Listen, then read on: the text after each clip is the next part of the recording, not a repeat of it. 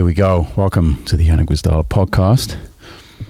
We are on the road to recovery. If you didn't hear last week's episode, you probably have no idea what I'm talking about, but bronchitis has been a thing for the past, actually, it feels like months. I know it's only been a couple of weeks, but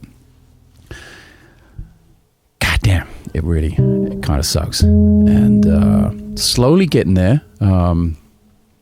Slowly, and like back to playing again a little bit and practicing and working, and put out a new video on the main channel, which was satisfying, and talked about money, something that's not that easy to talk about, and kind of broke down a lot of the elements of my career and how I make money and like all of my revenue streams. So if you're interested in any of that, if you're a musician, professional, amateur, if you're just curious, that's over on the main channel. I'll link it below in the description of this video. If you're watching on YouTube, you can go check that out.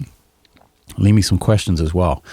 If there are things in there that you think I didn't fully cover, or things that maybe I covered but you want to know more about, definitely leave me some questions. Not only does that help get your queries answered, but that really helps the algorithm as well. Like leaving questions and there being activity on the video really helps spread the message and kind of get YouTube to spread it around and promote it to other places. And as I talk about in that video, YouTube has become a huge part of my business, actually, of my life as a musician and an author. And well, I can't believe, I do have it kind of close.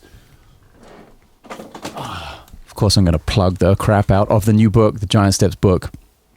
All of that helps, like the reach. I wonder if I'll put that. Look at that product placement. If you're not watching and you're only listening, you have no idea what's going on. Go over to YouTube, check out the episode, check out the video. I'm doing my own product placement here. I actually had a sponsor in the last video. Someone I mentioned in the last episode of the podcast that I was kind of... I was really sort of bummed out that I'd been so sick I hadn't been able to get to do this sponsorship thing. It's this company called SonarWorks, their Sound ID reference thing. This podcast is not sponsored by them at all, but something I perhaps should have mentioned in the ad I made for them, and something that has nothing to do with sound, was actually that their merch is kind of banging. Quite often companies will send you a t-shirt or sweater or something, and it'll just sort of sit there, or you use it as a rag to clean your car or something. But this one was kind of banging, the sweater from SonarWorks. So if you're ever thinking about getting some merch, I'm kind of curious about doing merch for myself. I've had a few sort of failed merch launches in the past, and it always ends up being a little bit more bother than it is worth, and a lot of work goes into it and not so much comes back. Maybe my thing just isn't merch centric, or I just haven't found the right thing. But I'm always curious about other companies' merch, how much time and effort they put into it, and then of course the quality. You know, I've done some stuff with what were they called, Teespring. I think they're just called Spring now, and the quality was kind of low. But this sweater was really high quality. It's actually nice to wear. I don't know why I'm not wearing it now, but that would have been ideal for this story. But there's a YouTube channel called Colin and Samir, who ranked a whole bunch of YouTubers' merch. I found that quite fascinating. They did like 4 or 5 episodes of it, and it was interesting to see their take on what failed and what worked. So I'm always kind of on the lookout for that. That's something that it just isn't a part of my setup right now, so I didn't include it in the money video from yesterday on the main channel. But hopefully it's something that I get to do in the future. I've toyed with, a signature product, perhaps with a company, or I'd really like to have my own pedal. I'm kind of one of I'm not the pedal guy, but I guess I've become one of those bass players known for using pedals a lot. And I love Tim LaFave's Octaver, and always thought that was a cool thing to have. Although I don't think he did that in like financially or monetarily in combination with 3-leaf audio. He didn't have anything to do with the actual production of it. I'd quite like to be on the ground floor and work with a pedal builder and have something that has great utility for all bass players no matter what they do. And I'm sort of in that rebuilding the pedal board mode as I head towards some summer touring with Steve Smith and Vital Information, and also actually in a couple of days, if you're watching this right when it comes out, I'll be at the Baked Potato Thursday night. Is that the 4th? I believe that's the 4th of May, 2023, with Bob Reynolds. We're actually going to be filming. It's going to be kind of a special night, so I'm like really kind of dialing in the pedal board, so everything is everything I need is where it should be and fully functioning, and not like, oh shit, yeah, I just got off the road and this pedal board got destroyed on a flight. I don't want any of that shit. So kind of in pedal board rebuilding mode. I'm looking at lots of different ideas for my own setup, and coming and also finding holes in what is available out there. There are some things that are quite specific to sounds that I want to create that actually just don't exist. So I know it's probably a long way off, and I have to find the right builder and the right situation, but at some point it would be very nice to have a product out there in the pedal world. And something to be proud of, something that I, put my hand on my heart and say, hey, this does exactly what it should, and, it's really functional for bass players. So there's something that's kind of percolating away in the back of my brain. But more importantly,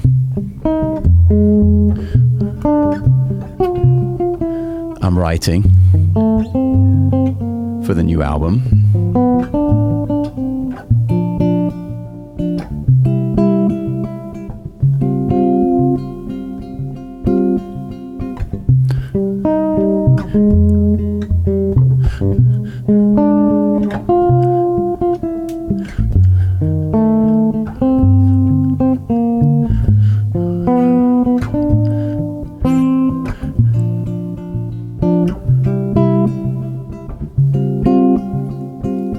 Just kind of figuring out harmonic structures now. Who knows? Whoa.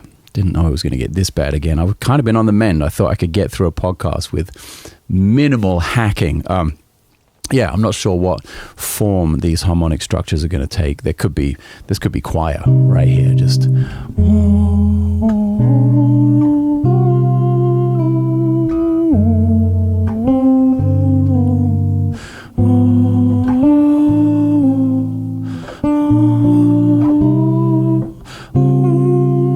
maybe with a close voicing in the middle, like whoa. Something like that, or it could be in time.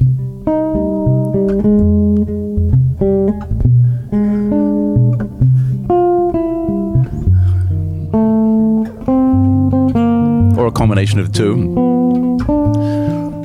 I'm always a fan of developing material, maybe having something very rubato and wide and much slower harmonic rhythm that then turns into something something way brighter and something more moving with the band. Let's actually put some of that in the looper and see how that feels.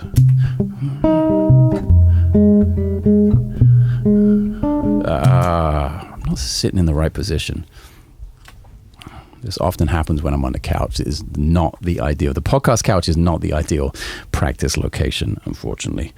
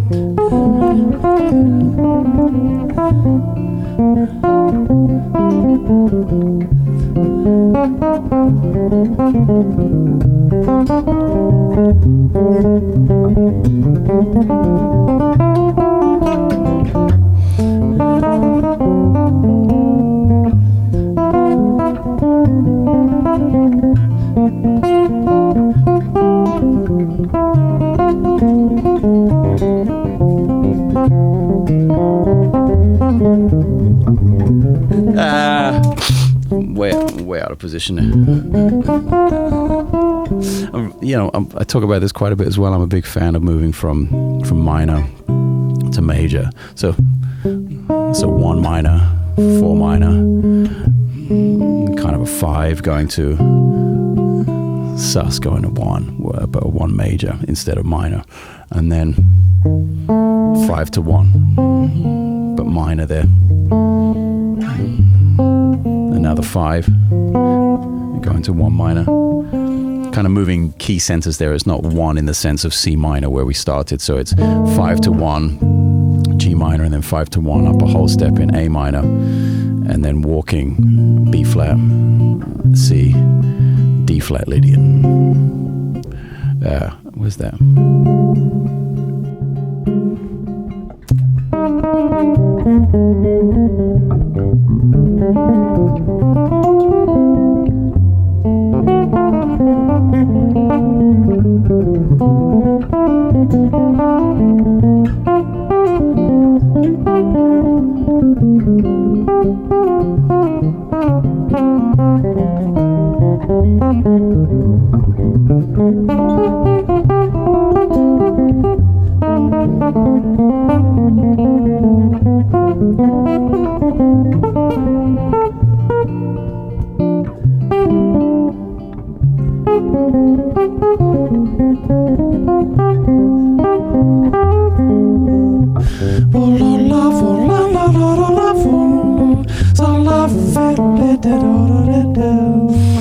I should also be a little clearer. I didn't comp for myself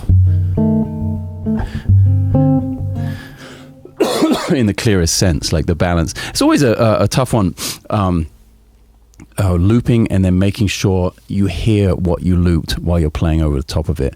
And I'm kind of half on headphones here because I'm recording the podcast. I want to make sure my voice doesn't distort or anything isn't distorting in the recorder. And then I'm half in the room. So maybe a one-on, one-off situation will help. Not something that's highly recommended. That's not great for the balance in your ears. I know there are a bunch of technical reasons why that isn't good. I know in-ears, 1 in, 1 out is not optimal at all. I used to do that and suffered all kinds of weird shit going on in my ears after a tour when I would do that. So I know that's not ideal. Hopefully at this low level and controlled environment, it's not such an issue. But let me see if I can comp for myself a little more successfully to explore ideas here.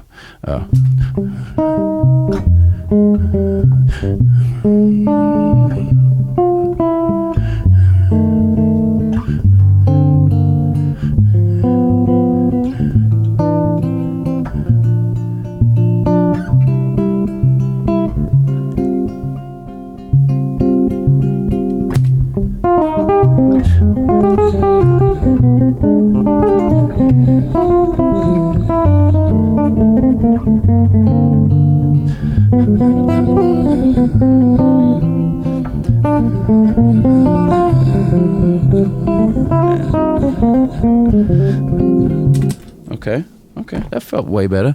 Is my phone going off here like crazy? Yes, it is, but not anything I need to reply to. So I don't know if you heard the difference there, like in terms of the success of being able to play over that and hear the harmony clearer and explore ideas, just by laying down a little more clearer kind of comping on that section where it was changing keys,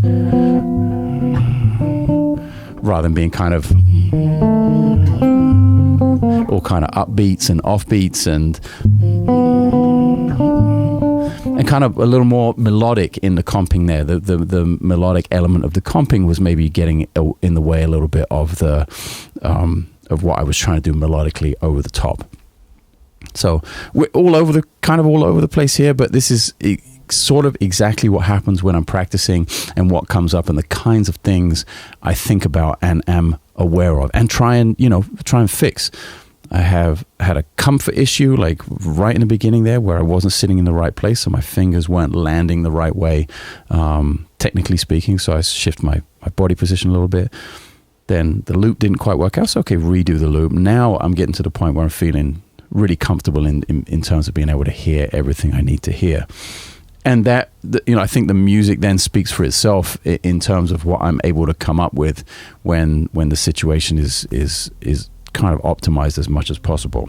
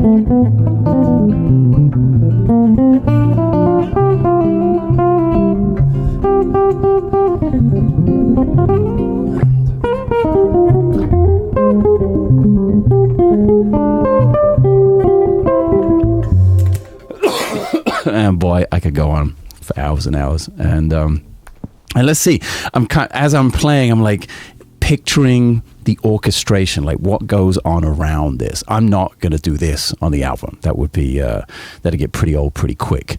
And okay, the beanie wasn't for show.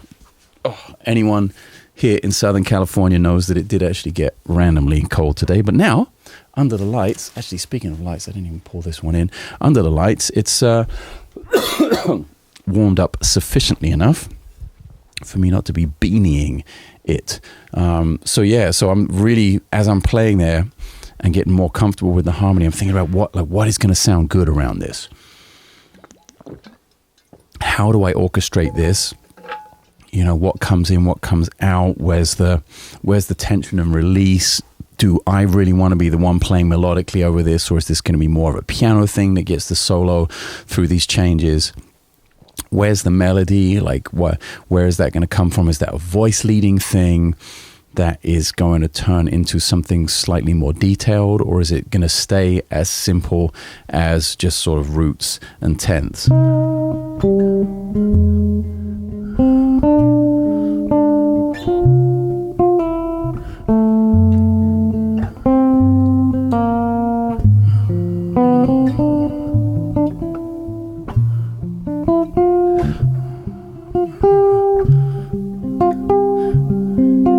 So that's kind of a chordal voice leading approach to it.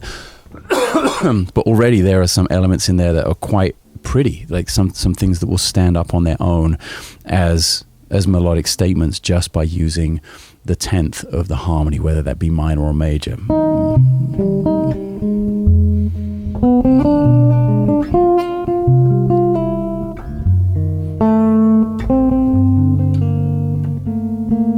And how am I going to introduce inner moving parts to create more tension, and then where am I going to release that? There are so many elements to it that I've yet to discover. But these are the kinds of things that I end up being conscious of when I practice.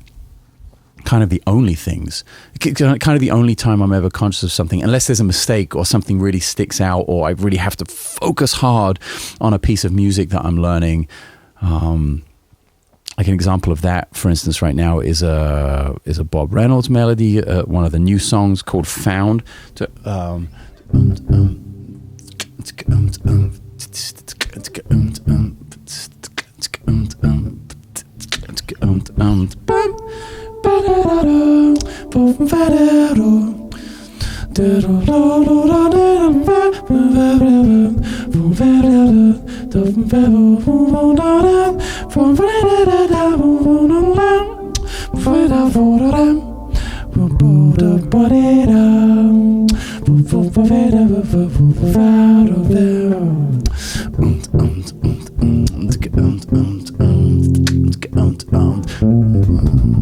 And off we go into the next section. So there's like that, for instance, that is in my orbit pretty regularly right now, every day, as we lead up to recording this gig filming this gig rather on Thursday. I'm trying to put some updated information out there into the world with Bob's band. He's written all these new tunes.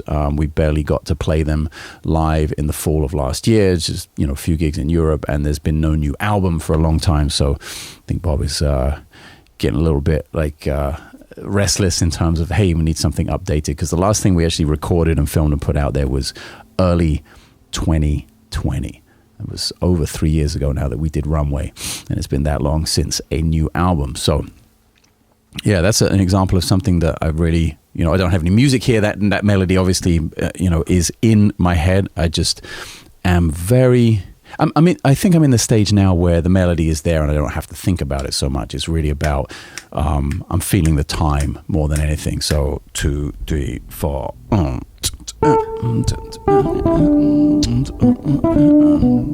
And I'm already fucking up. 1, 2, 3.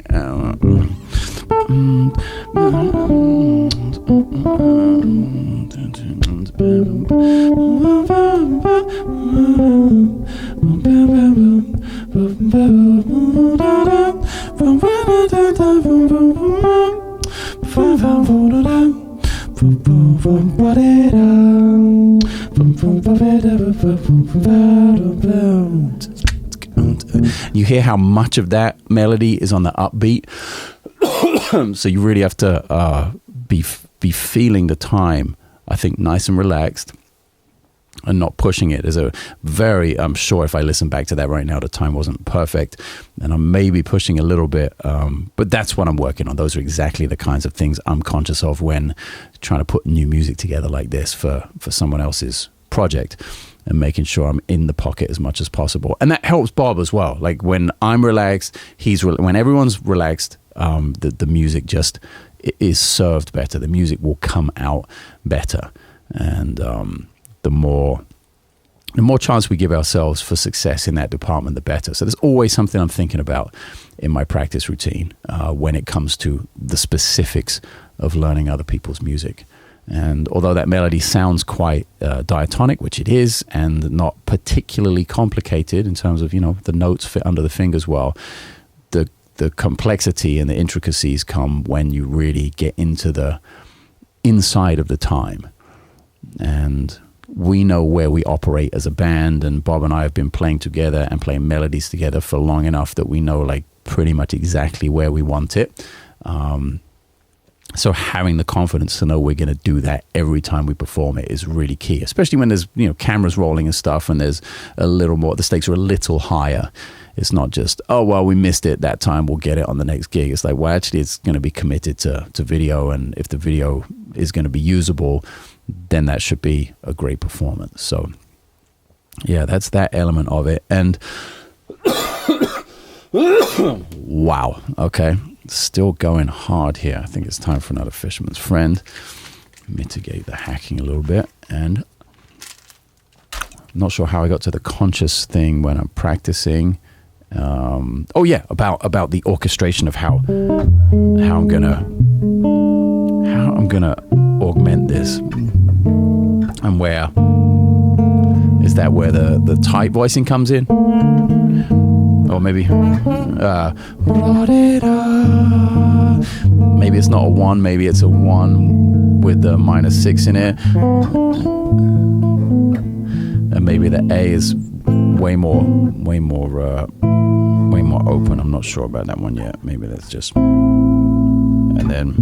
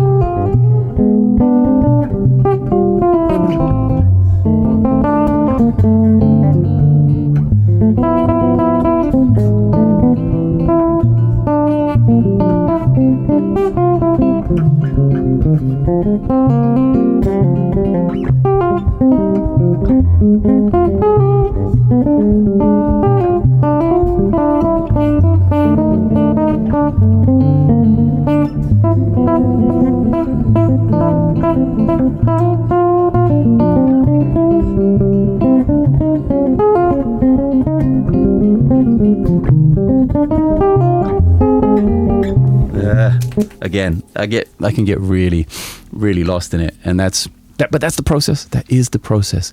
And if I'm afforded the time where I'm well enough. I'm not that well, but I'm well enough to practice. And the kiddos at daycare, and Chelsea's working, and I kind of have the house to myself and crank the amp and let it rip.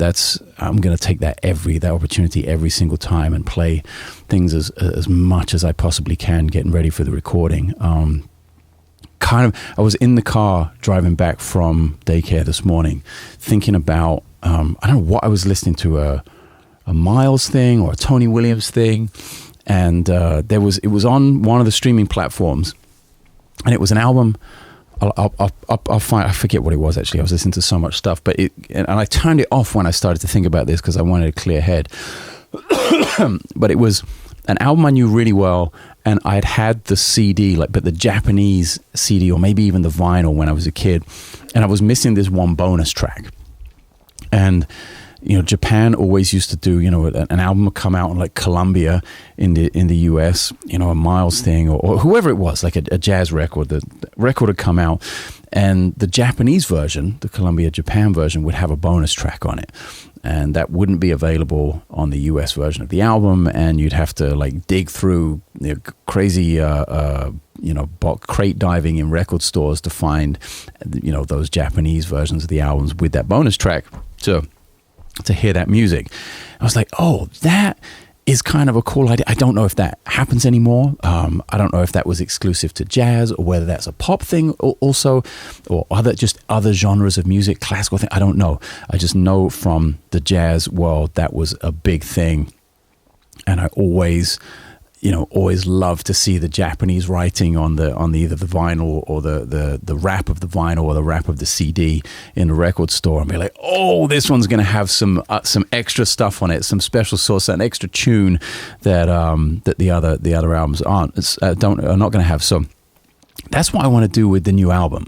Obviously, the pre-sale is running now, and people are getting involved and being here like at the beginning of the journey of the album, which is amazing. Thank you very much for that. But that's something I want to make available only to people who are getting into the pre-sale. So maybe I want to I want to research it a little bit and do an entire video on the main channel about bonus tracks and about Japan, and just actually go back and really find out what was going on and if that still exists. I think that'd be quite an interesting sort of little video essay to make.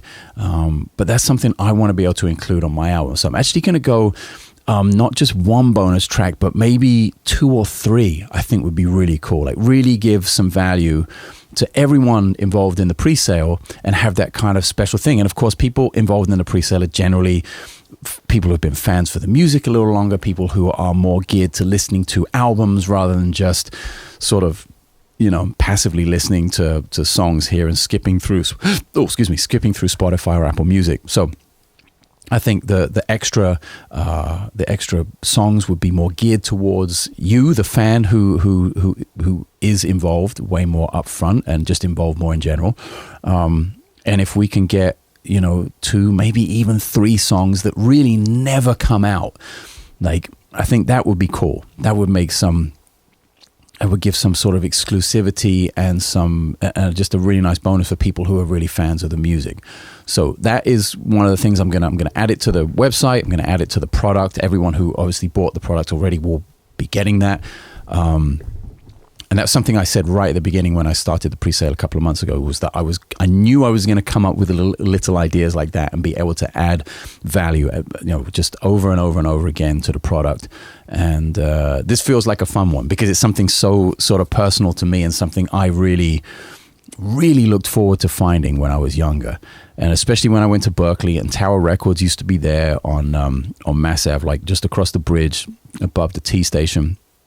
And used to go in there and go diving through crates, and it was all new stuff in there. It wasn't like Looney Tunes down the block on Boylston, but I remember like the imports, going to the import section and getting the Japanese import version. And they're all in boxes actually in storage. I haven't had my CDs out of the cases in so long, and it was actually more about the cellophane wrapper and the little cardboard insert that they would put in, because they'd use the same CD normally from the American production line or the Western English production line, but put their own sort of packaging around it. And that packaging sometimes got quite elaborate as well, and they'd box things up into, like, put box sets and 2 CDs together, and it was really kind of a fun thing. So if I can do that for this album, I think that would be really cool.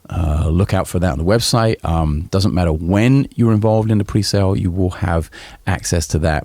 I just have to actually get it into the product description, let everyone know it's happening.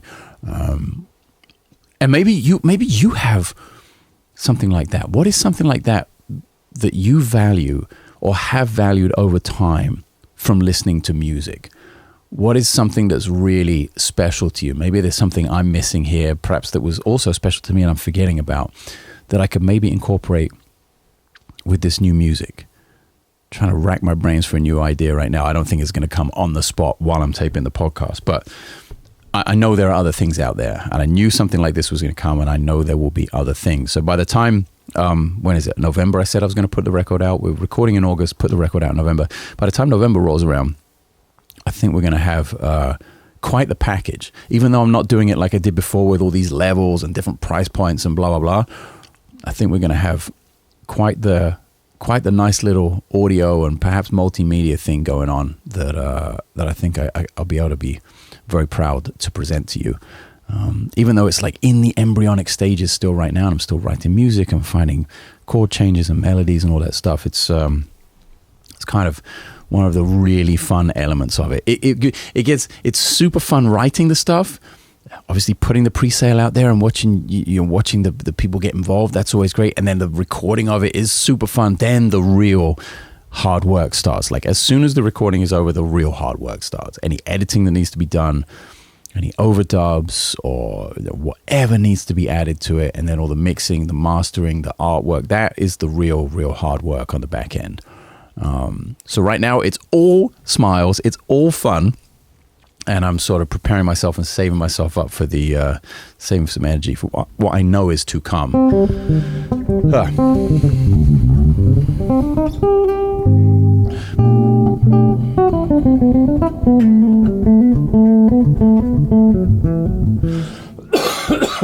Maybe it's because of the cough that this is the most I've played on a podcast in a long time.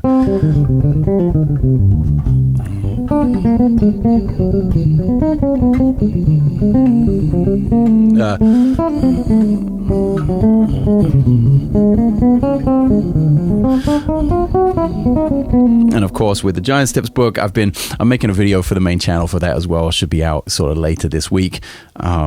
Just kind of breaking down really like the 2 extremes of the book. Like, people, I've got some questions about, hey, so I don't know about Giant Steps. Like, that seems like way I haven't been playing that long, or maybe I'm an intermediate player, not advanced. Do I need to be like? I begin getting some of these questions. I'm like, no, that's the whole point of the book is decoding it. So maybe I should have said demystifying it, or called it Giant Steps for Begin. I don't know.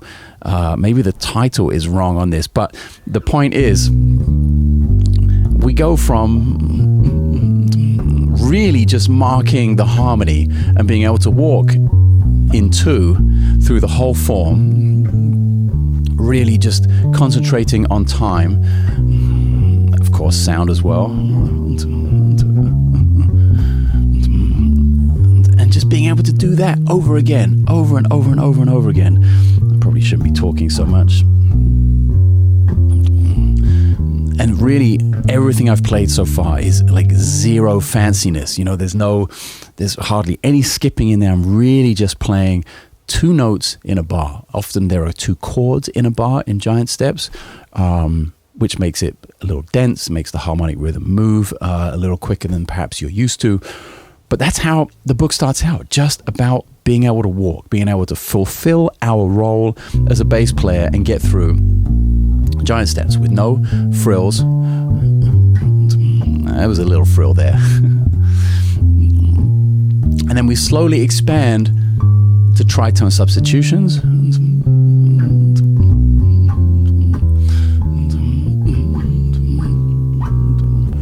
And if you don't know what a tritone substitution is, it's when you take a 2 and a 5 and a 1. And instead of playing the 5,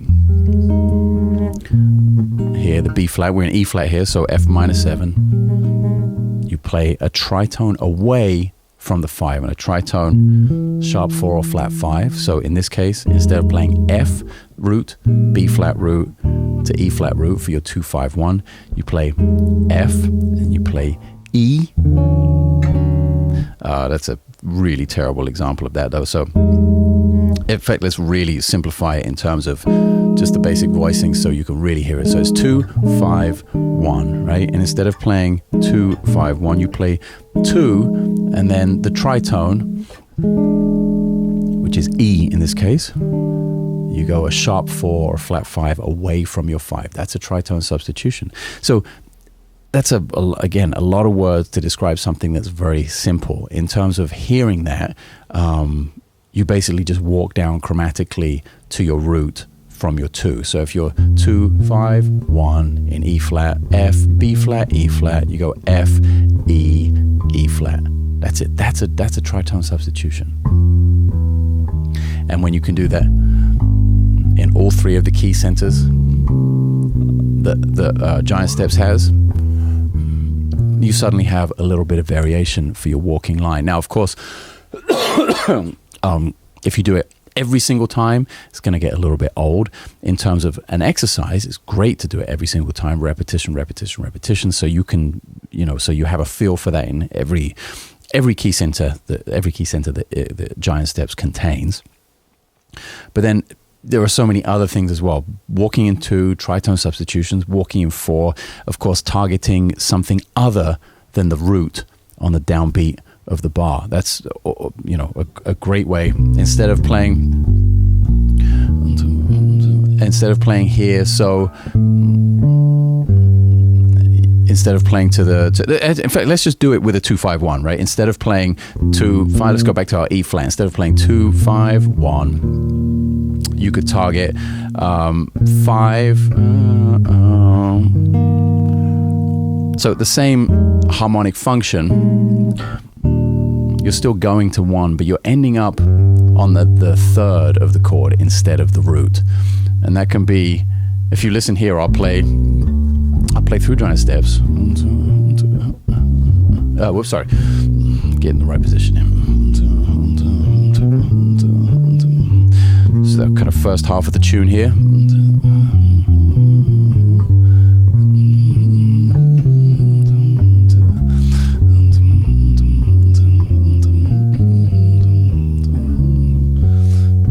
So a few times there in the second half of the tune, instead of ending up on the root, I ended up on the third. So every time I came to a 2 5,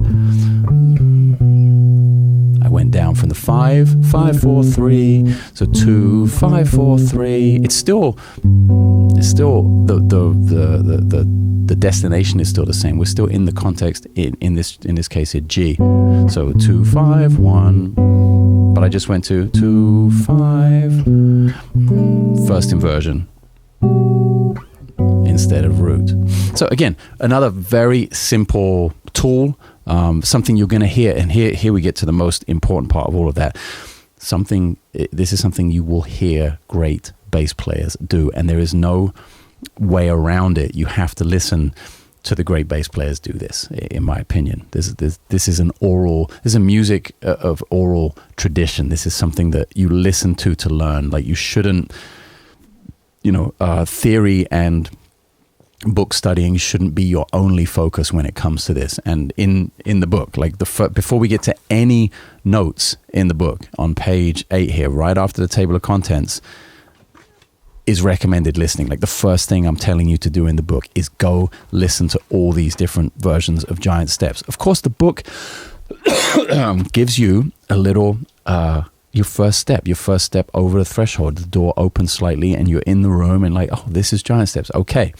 And there are a few things that are explained in the form of the song and the concept of walking in too. But use the book in combination. And this is not just for this book or my material. This is any teaching material you ever come across. Like, always use it in combination with listening to the thing you're trying to achieve. I've talked recently in the last few episodes about saying I will repeat the most useful information. I'm always going to repeat this. I'm always going to say, listen far more than you read. Listen far more than you study, if you want, for want of a better word. Like, get your head out of the book as quickly as possible and get some headphones on or press play on a recording.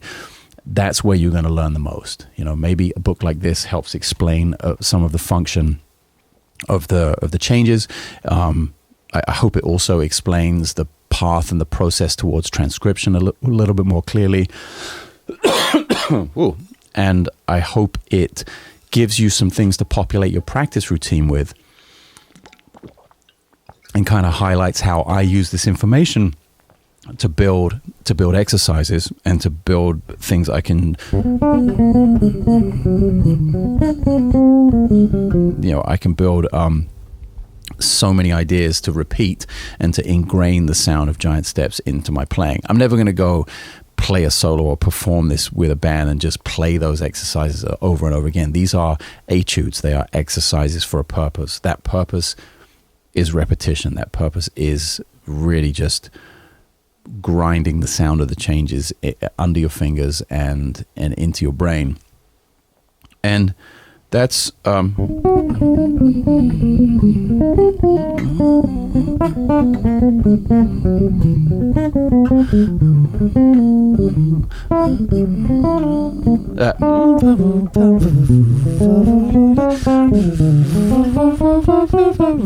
one of my favorite exercises and etudes in the whole book. I'm using that. One of those really something you've heard me play probably a ton of times if you listen to my playing or listen to any of my practice routines.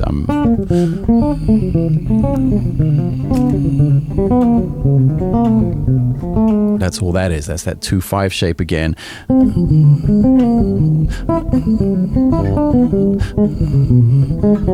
But can you move that around a tune like Giant Steps? That's where I think we can extract the most the most useful exercises and the most useful tests of our true technique, not speed, not chops, but the true technique of being able to move through harmony. Like, can we do that? It's all very well taking this one shape and being able to move it in half steps or whole steps or minor thirds.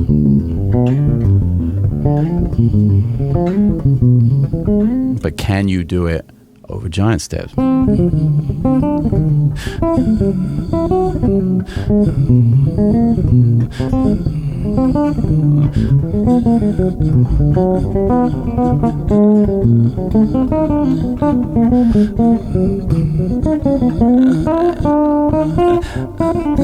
I wanted to. There's another one in there, and there's another part of an etude using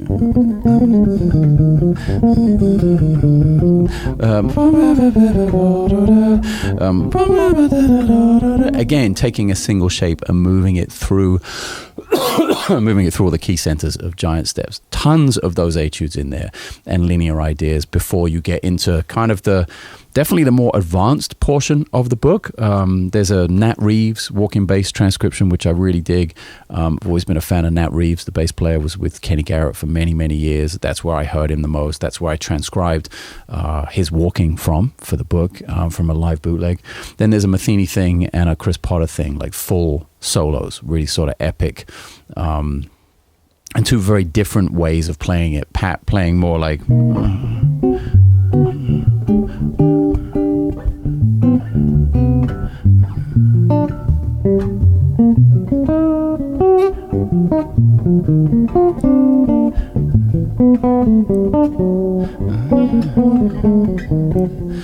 kind of playing it more in that tempo, and then Potter playing it like pretty up tempo swing, medium up swing. So some good variation there, and definitely challenging to play. So there is again that arc in the book of like you get in at the ground floor, literally walking into, and then you end up,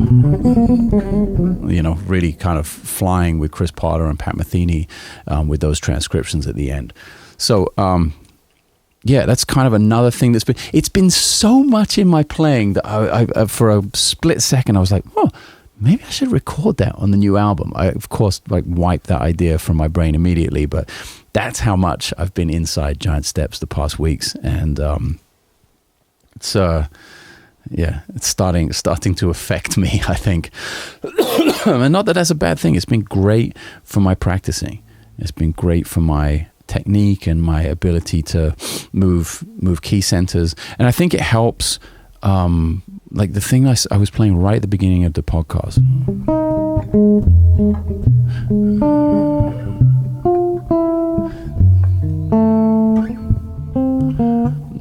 It doesn't sound anything like Giant Steps.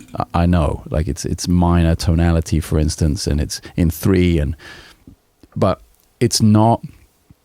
Let's say it's not unrelated, at least in my little orbit right now. You might never say, "Oh wow, that tune really sounds like Giant Steps," or "That tune was really influenced by Giant Steps." Probably not, but just the method and sort of the intent with my practice recently has kind of led me to even just moving key centers, even not staying diatonic to a key, or not making kind of obvious modulations, making some slightly more angular modulations. That tiny influence can actually have quite a big impact long term. Or rather, that huge influence of Giant Steps can have a tiny impact long term on my writing and on my playing. So it's all worth thinking about when you sit down. If you sit down and are working on composition, you never really know. You can never really count out where the inspiration is going to come from and where you're going to draw ideas from. And I think it's really important to stay open-minded, as much as possible, so that you don't shut anything out. So you don't shut any ideas out. I don't think I'm ever going to use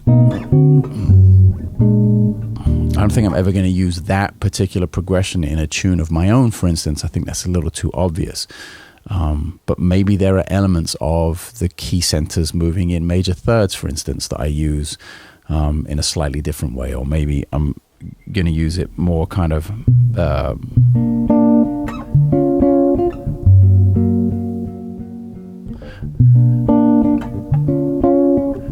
Actually, that's kind of spooky.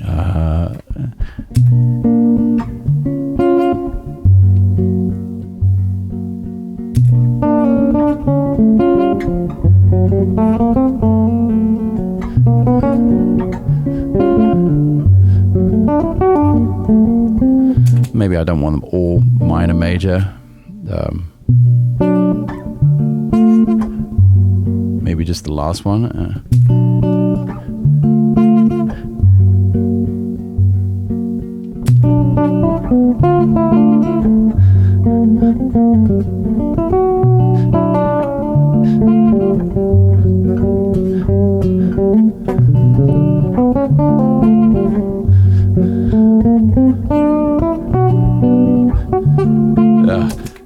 It's not easy to... Yeah.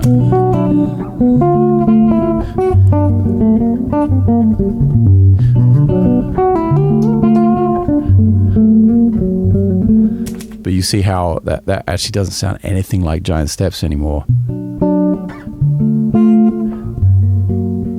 But it has the same root motion as the first three chords.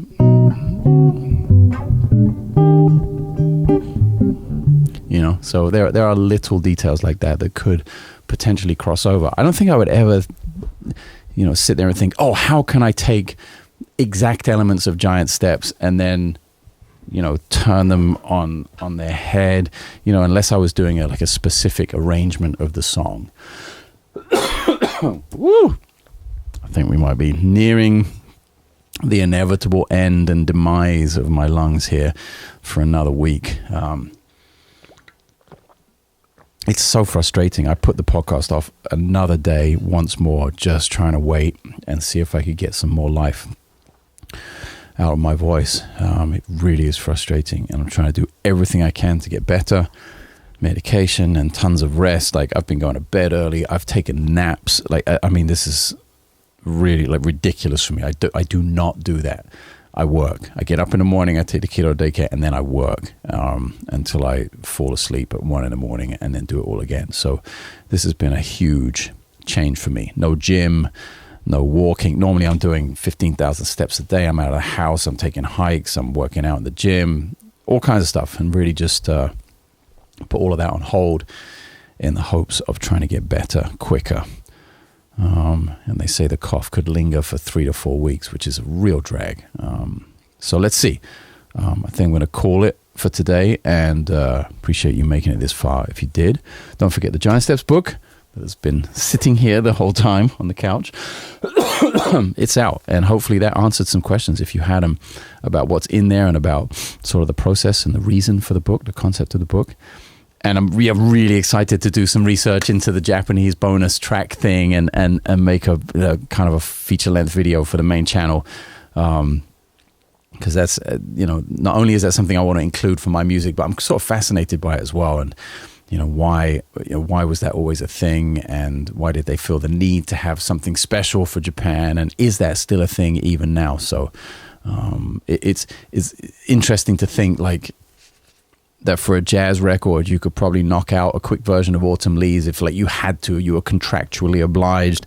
You know, I wonder how many people did that, sort of half-assed the bonus track for Japan, or they used the second take of a tune, or some tune they didn't feel like it was good enough for the main record, but it ended up being the bonus track. Like, I'm kind of interested to see how that used to work. I'm going to ask some people who are definitely from that era, do some research, and let's see. That'll be a fun video to make. Until then, well, more coughing, and go leave questions on the main channel on that last video. That really helps the algorithm, and of course it gives me a chance to answer some of your questions directly and give some feedback where it is requested. All right, that's it. See you guys on the next one.